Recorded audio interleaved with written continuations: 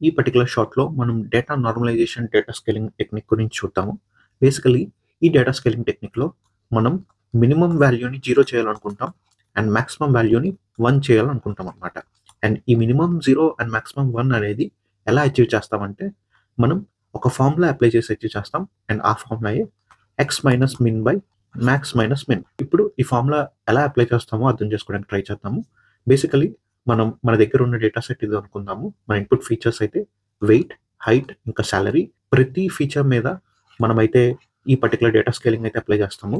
Each ఒక particular కాలమ్‌కి explain చేస్తాను. And remaining columns కూడా సేమ్. లెట్స్ సే ఈ పర్టికులర్ కాలమ్ తీసుకుందాం.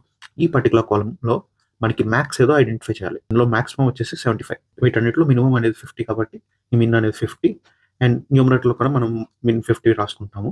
అండ్ ఈ ఎక్స్ అనేది మన డేటా పాయింట్ బట్టి చేంజ్ అయిపోద్ది. సో ఫస్ట్ వన్‌కి 55 అండ్ సెకండ్ వన్‌కి 65, థర్డ్ వన్‌కి 50, ఫోర్త్ వన్‌కి 75 అండ్ ఫిఫ్త్ వన్‌కి 70. సో ఇలా అయితే ఈ ఫార్ములాని ఒక స్పెసిఫిక్ కాలమ్ మీద అయితే అప్లై చేయొచ్చనమాట.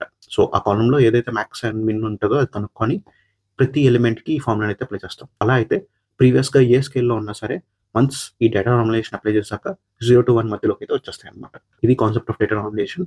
మీకు మోర్ డీటెయిల్స్ కావాలనుకుంటే ఈ షార్ట్‌కి అటాచ్ చేసిన వీడియోనైతే చూసేయండి.